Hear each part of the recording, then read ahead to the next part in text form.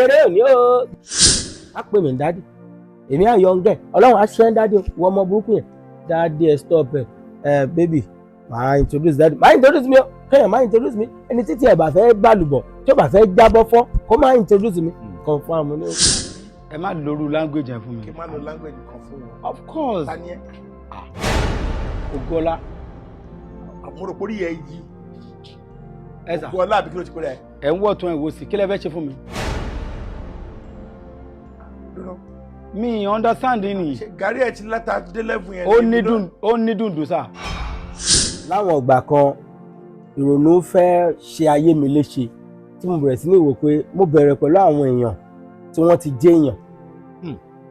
for how long ló máa kàn mí. dáàdì mi ti pè mí rí pé ó bẹ́tà kó má dàkájọ máa ṣiṣẹ́ oko gbogbo eléyìí tó ń lọ tó máa dé tó máa wá gba oúnjẹ lọ́wọ́ wa lé kí lè tó kúkú join wa kájọ máa ro oko yẹn mo ní choice dàn kí n tẹ̀lé wọn mo wá ń bọ̀ pẹ̀lú wọn lábúlé yẹn lọ́jọ́ kan àárín láti elégbò àrìndé láfẹwá àti làlómátà ẹ̀yẹ wo ayé ìsìn mo máa ń sọ kí nìkan fáwọn èèyàn gbogbo àwọn àlá tá a máa ń lá tá a máa ń ríyàn tó máa gbé iṣu wá sójú oorun tó máa gbé jọ̀lọ́fù ráìsì wọn gbé wá mọ́ àwọn gan gbogbo oúnjẹ ti wọ́n ta ló fẹ́ gbóúnjẹ bẹ́ẹ̀ gbóúnjẹ fún mi lójú oorun màá fi sùúrù màá tún máa gbọ́ pé kò sí soft drink ẹ̀ fi sọ.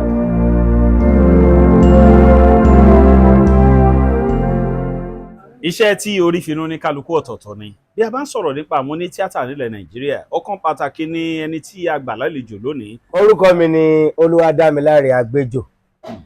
ọ̀pọ̀lọpọ̀ àwọn fans mi á pè mí ní confam ní àpáàtì wèrè and I have my reason on it. iṣẹ́ ọ̀gá wa Ìjàyè Gbèmí Mọ̀nsúrù tó pè ní alágbára oko láìsí yẹn pọ̀ jù fún mi ẹ̀gbá náà ní kí n sọ ń bẹ̀ wọ́n ní kí n sọ tí bá ti wá sọ láìsí yẹn lọ tí bá ti rí pé mo ti gbàgbé àwọn nǹkan kan tí mi ò rántí mọ́ confam ní o dédé ikú yẹn àpáàtì wèrè ni o that is ẹ̀kọ́ àwọn wèrè ilé o confam ní ẹ confam wọn bá tí mo sọ yìí so yẹn là ń sọ stage ní fílẹ̀ fún tiwa bàtà máa ń ṣe stage ní mo ṣàrìnjó àrìnjó mi tẹ́ bá ti rìn díẹ̀ ẹ lè perform fún wọn bí kẹ́ ẹ jó bí kẹ́ ẹ kọrin. báwo lẹ ṣe bẹ̀rẹ̀ gangan. ní primary school time mi mo máa ń ṣe nǹkan ní church wa a máa ń pè ní Sunday school lecture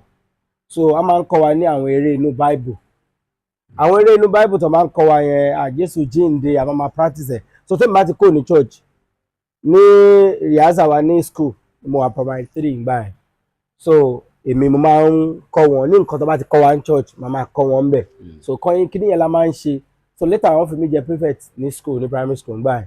so anybody bá fẹ́ kó ní school àwọn máa kọrin fún wọn ẹ máa wọn orin tá a máa fi ń kó táwọn primary 6 fi ń kúrò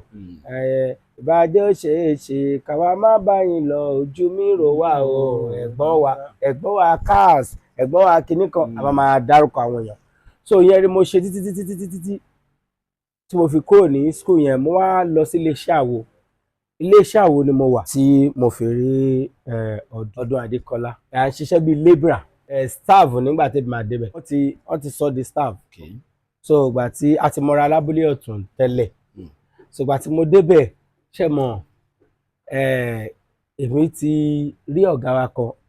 Ṣọlá Ọdẹ́bùnmi wọ́n máa ń sọ pé àwọn ń lọ rìhásà o àwọn fẹ́ tètè close o àwọn ń lọ rìhásà mọ́nà rìhásà kí ni àwọn ń ṣe fíìmù èmi náà láìkí iṣẹ́ yẹn èmi náà ṣé mo lè máa ṣe lè help mi ní tí mo sọ kì í ṣe 25 years ọjọ́ tó máa mú mi lọ wọ́n mú mi lọ sọ́dọ̀ ọ̀gá wa John Babs ọ̀dọ̀ wọn ni èmi àti Ọdún Adékọ́lá àti Ṣọlá Ọdẹ́bùnmi yẹn ti kọ́ṣẹ́ bí mo ṣe máa dé rìhásà yẹn mo bá Ọdún Adékọ́lá ń bẹ̀ ó ń kọ́ àwọn èèyàn ó ń lùlù mo dẹ̀ ṣe rí ẹ mọ̀ ẹni táà kì í ta síra wa ládùúgbò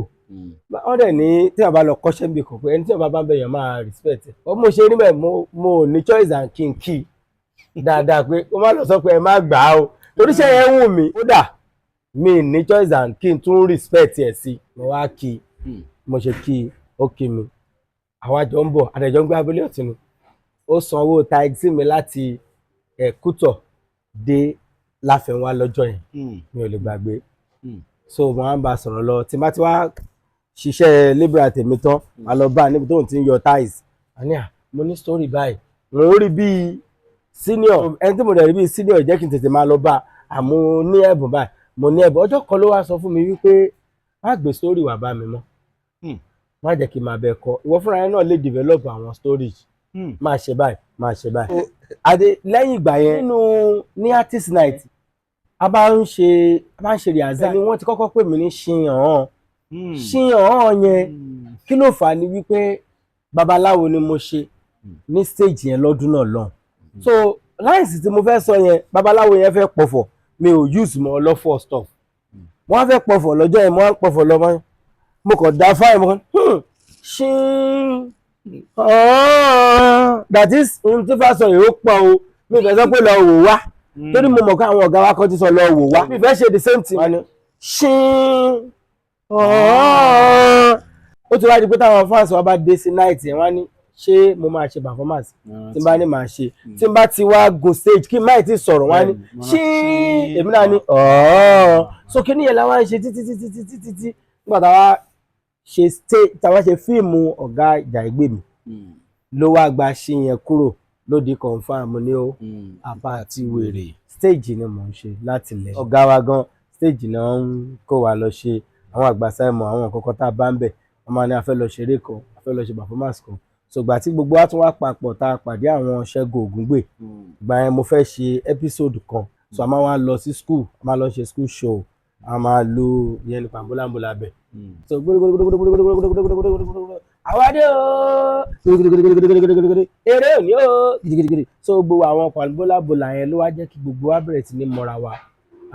mọ́ra wa èmi lọ̀gá mi Paragon àwọn Ìjàìgbé mi gbogbo àyẹn wọn tí ì lórúkọ gbogbo àti mo sọ wọn tí ì lórúkọ nígbà tí Alásàrè ṣẹ̀ṣẹ̀ ṣe Bísọ́lá Aláàánú ní ọ̀gá mi Paragon lórúkọ wọ́n ti wá ní tíátà ṣáájú wa dánù ó máa ń pẹ̀lú nǹkan tí mo ṣe máa ń believe pé kò sẹ́ni tó lọ ń gbàgbé because láwọn ìgbà kan ìrònú fẹ́ ṣe ayé mi léṣe tí mo bẹ̀rẹ̀ sí ní wò pé mo bẹ̀rẹ̀ pẹ̀lú àwọn èèyàn tí wọ́n ti jẹ́ èèyàn for how long ló máa kàn mí ṣé màá máa bá báyìí lọ because láàárín pé wọ́n ń ṣe àìmọye àwọn tá à ń bá rìn wọ́n máa sọ fún wa pé kò ń ṣọ̀nà wa ká lọ fi iṣẹ́ yẹn lẹ̀ àìmọye dáàdì mi ti pè mí rí pé ó bẹ́tà kó má dàkájọ máa ṣiṣẹ́ oko ọgbà yẹn wọ́n wà ní Elégbò abúlé kan lélẹ́gbò pé gbogbo ilé tó ń lọ tó máa dé tó máa wá gba oúnjẹ lọ́wọ́ wa lé kí lè tó kúkú join wa kájọ máa ro oko yẹn mo ní choice náà kí n tẹ̀lé wọn mo wá ń bọ̀ pẹ̀lú wọn lábúlé yẹn lọ́jọ́ kan àárín bọ̀ ó wá jásìkò environmental kò sí mọ́tò a rìn láti Elégbò ẹni bá mọ ibi tí Elégbò wà ní Yànà Kèrèkú láti a máa gba bẹ̀ ṣẹ̀ṣẹ̀ máa lọ a máa ṣẹ̀ṣẹ̀ máa dé Sẹ̀díkàyàt ni ó ń jẹ́ ńgbà yẹn láti Sẹ̀díkàyàt yẹn ẹ jẹ́ ká gbọ́ pé láti inú abúlé a máa ń fẹsẹ̀ rìn wá títí tẹ́lẹ̀ bọ̀ láti Sẹ̀díkàyàt a rìn dé Láfẹnwá àti dáàdì mi àtàwọn àbúrò mi a rugi sórí èmi ru pákí dáàdì mi rugi àwọn àbúrò mi ru àwọn èso tán ká mọ́tò ni ó ṣe pé kò sówó mọ́tò mo ní environmental wà. Kí ló dé iná rìn lásìkò environmental. Nǹkan tá a fẹ́ fi ṣe ni pé a máa ń tètè jí kúrò níbi aago 5 kóòrùn tó ràn láti máa ń ṣiṣẹ́ lóko so a máa padà bọ̀ so tá a bá ti ń bọ̀ yẹn a máa wọ mọ́tò gbẹ̀gbẹ̀ but ibi tá a ti ń rìn yẹn gangan mo lè sọ fún yín lénìí pé láti village yẹn láti inú oko yẹn dé títí Sẹ̀díkàyàt yẹn ọmọ tó bá lè rìn sìn Ọlọ́run ọkùnrin ni because mo lọ bẹ̀ lẹ́nu jẹ́ mẹ́ta yẹn wọ́n ń ta àwọn ilẹ̀ kan bẹ̀ mo wá lọ bẹ̀ mo kàn lọ bẹ̀ pé mo fẹ́lẹ̀ àwọn arìnbọ̀ láti kéde kan mo arìnbọ̀ ìwọ̀n bá tí mo fi rìn yẹn mo ti ń mí léraléra mo ní àmì ilẹ̀ tíra yẹn ìgbà tí iṣẹ́ yẹn wá fẹ́ yọ kó lọ́kàn mi pátápátá tí mo rò pé ó dà ipa yẹn ń ṣe mí ní ọdún tí ọ̀gá wa Goroso wọ́n ti dolóògbé báyìí wọ́n ń ṣiṣẹ́ kan ní Ìjàyè lọ́dún náà lọ́hùn Jàre Adénírègùn àwọn ni director wa nígbà yẹn èmi ti di ọ̀gá mo ti ní àwọn ọmọọṣẹ́ bíi Bọ́sẹ̀ Arẹ́gbẹ́ṣọlá gbogbo àjọ wà ní location yẹn so wọ́n wá ń ṣiṣẹ́ yẹn ọmọ kan wá ní èmi jókòó ìyẹn ọmọbìnrin yẹn mi fẹ́ dárúkọ torí a ti parí gbogbo ọ̀rọ̀ táwọn sọ a ti parí ìjà wa wọ́n wá bá mi lónìí can you help me buy soft drink there máa wò mo á wẹ̀yìn mi pé kí ló tí mò ń wẹ̀yìn ní yes sóun lè ràn mí àwọn Bọ́sẹ̀ yarí kíní kan kí ló fẹ́ fà yẹn mo ní ó gọ̀ díẹ̀ o wọ́n bá tiẹ̀ kọ́ ẹ wọ́n náà tiẹ̀ ṣe bí ẹni tó kọ́ra ẹ̀ ó wá bínú ó sunkún lọ ṣẹ́mọ̀ obìnrin pẹ̀lú àwọn ó sunkún lọ bá àwọn ọ̀gá wa bí ọ̀gá Goroso dẹ̀ ṣe gbọ́ báyìí ọkọ̀ assembly la máa ń pè gbà ẹ̀ ọkọ̀ pé assembly gbogbo wa àtọmọṣẹ́ àtọ̀gá everybody assembly wọn ti la gbọ́ ti pè wá. èsì ń jẹ́ Dárí Agbejo nù yín bá jáde èmi ní sà ṣé kò rẹ̀ ṣé ó rẹ̀ kò burú ṣé ó máa ba location mi jẹ́ wa náà n tẹ́ ẹ̀ sọ òye mi sà kí ló tí mo insult ẹni èmi mi òun ló insult mi sà shut up mo ṣáà ṣàlàyé nǹkan tó ṣe ẹ̀hẹ́ torí pé òun ló ń play major role òun ló ń ṣe tó pọ̀ jù ló ń kópa tó pọ̀ jù nínú eré yẹn wọn ò dẹ̀ nífẹ̀ẹ́ kó bínú kúrò torí àwọn nǹkan tó ti yà torí continuity ọwọ́ wọ́n ṣe sọ̀rọ̀ yẹn tán wọ́n ní yálà kí n lọ bẹ̀ẹ́ àbí kí n fèrè àṣà yẹn lẹ̀ gbogbo àwọn ọmọọṣẹ́ mi bá ń tọ́ mi láíláí ọ̀gá tiwa ọ̀gá tiwa ọ̀gá tiwa.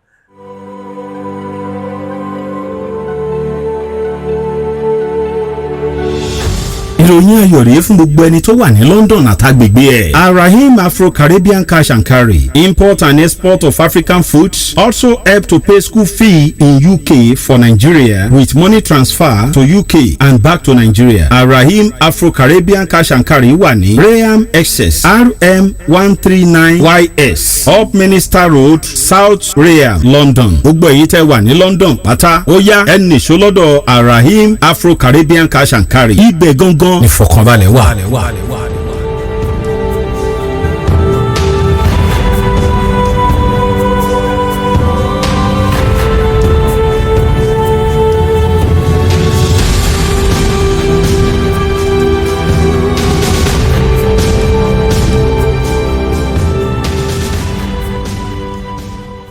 mo wá fẹ́ máa lọ but mo wò pé ibi tí mo bá dé tó tẹ̀tí ń lè pè mí pé ọ̀yá àwọn náà wàá ṣe worker pass. mo bá lọ bá ọmọ yẹn mo wá ní I'm sorry for yourself wọ́n ṣáà dáríjì mi mo padà sí location yẹn so but mo láyà láti sọ fún mi pé tí location yẹn fi tán mi ò ṣe nǹkan kan o then ìtìjú ò jẹ́ kí n lè rìn dáadáa láàrin àwọn colleagues àwọn àti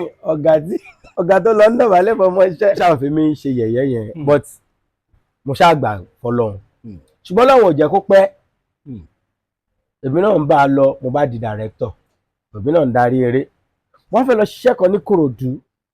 wọ́n wá ní òun ló fẹ́ play lead nígbà yẹn tá a bá dé kínní director ló ní finance tó bá ti di script mu ta ló fẹ́ play role lágbájá ni ẹ lọ pè wá bó ṣe ń bọ̀ ó ṣe rí pé mi ni director ó yí padà ó lọ sínú room ó wá mú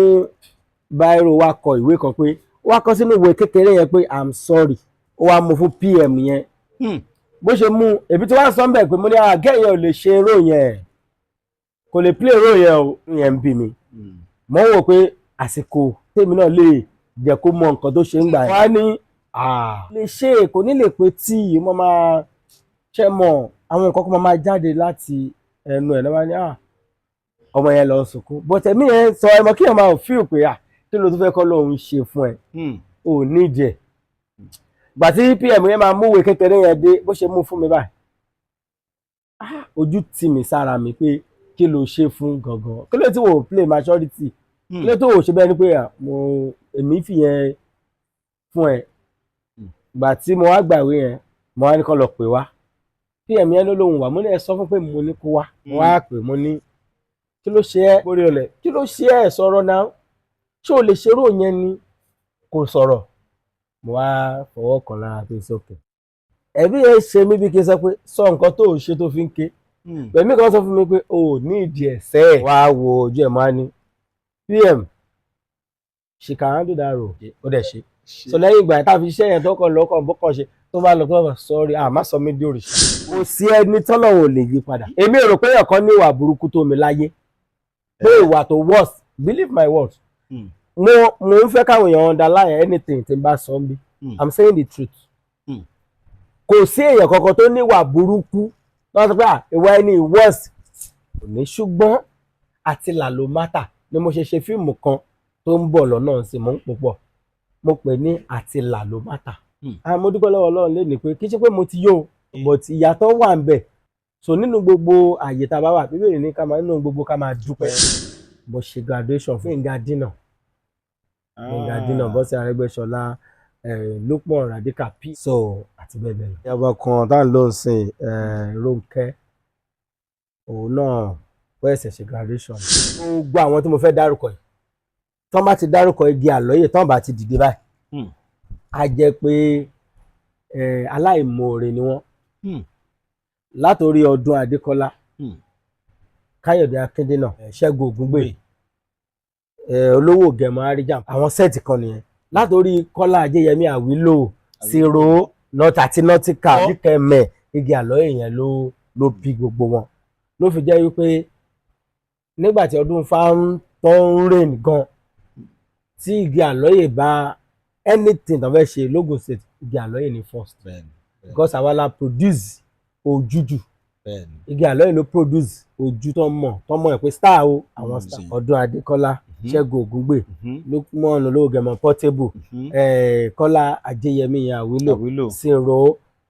Lékan Látúnjí Gbénga Gínà Bọ́sẹ̀ Arẹ́gbẹ́ṣọlá tí a gbọ́dọ̀ gbàgbé náà bá a ṣe gbàgbé igi àlọ́yè ní Alásàrì wọ́n produce àwọn èèyàn o because nítorí pé wọ́n rí ẹgbẹ́ wa yẹn pé igi àlọ́yè kan wà táwọn tó dẹ̀ rí wa tó rí performance wa latest night níbẹ̀ náà ti bẹ̀rẹ̀ sí ní mú àwọn èèyàn gbogbo àwọn tí Alásàrì fọwọ́ kàn báyìí náà jẹyàn nígbà yẹn ṣùgbọ́n igi tó bá dà ò ní pẹ́ nínú igbó gbogbo àwọn ọ̀gá wa látòrí Ọláìyá Ìdíméjì Mr Latin kọ́lọ́run túbọ̀ bá mi lọ́rẹ̀ mi wọn àwọn tó dẹ̀ ti kúnnu wọn kọ́lọ́run fọ̀run kẹ́ wọn. Ààrẹ Yẹmí Adégúnjú wọ́n try wọ́n gbìyànjú kọ́sẹ̀ Alásàrì wọ́n try. tíátà jọ̀hún dájú tíátà sìn lọ ohun títí jọ̀hún ní ó lágbára dẹ̀ tíátà sìn dàbí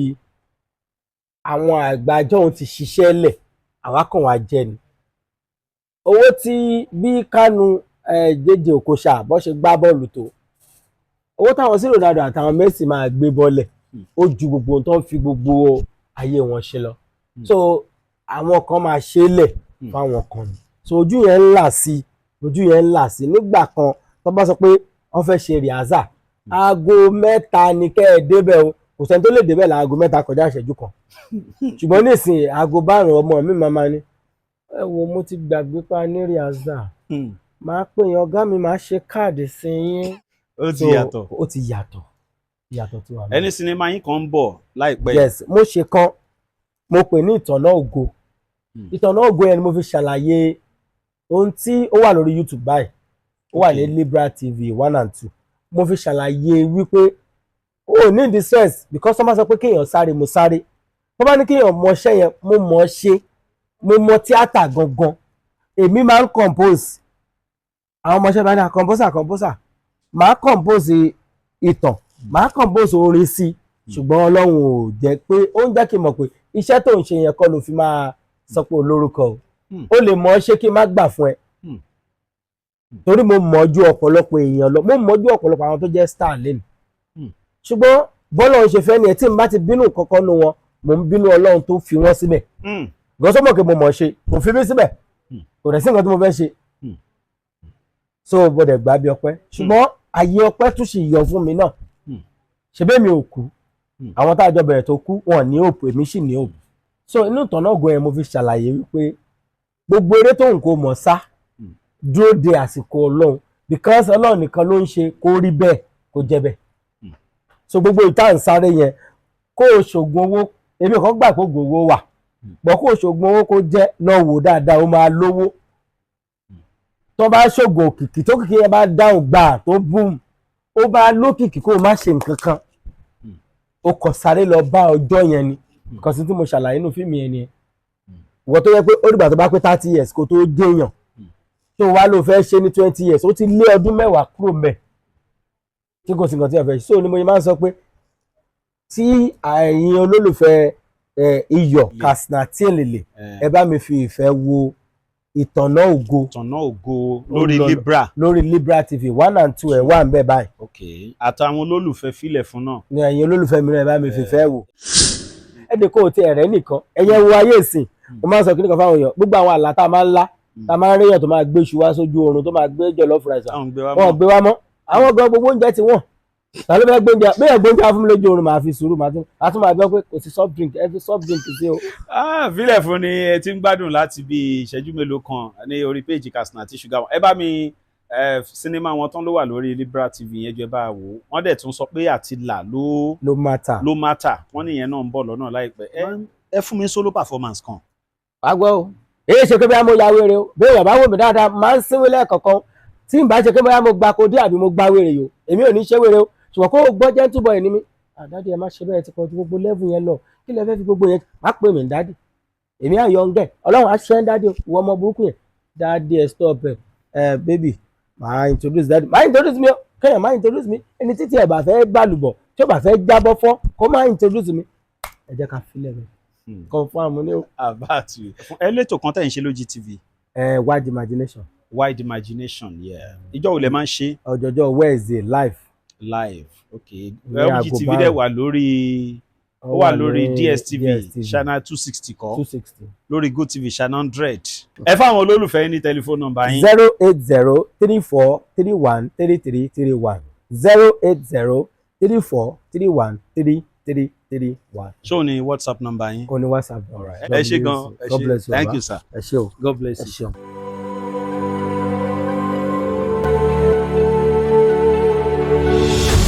ìròyìn ayọ̀ rèé fún gbogbo ẹni tó wà ní London àtàgbègbè ẹ̀. Arahim Afro-Caribbean Cash and Carry, import and export of African foods, also help to pay school fee in UK for Nigeria with money transfer to UK and back to Nigeria. Arahim Afro-Caribbean Cash and Carry wà ní Graham Excess RM 139YS Up Minister Road, South Graham, London. Gbogbo èyí tẹ́ wà ní London pátá ó yá ẹ nìṣó lọ́dọ̀ Arahim Afro-Caribbean Cash and Carry. Ibẹ̀ gangan ìfọ̀kànbalẹ̀ wà.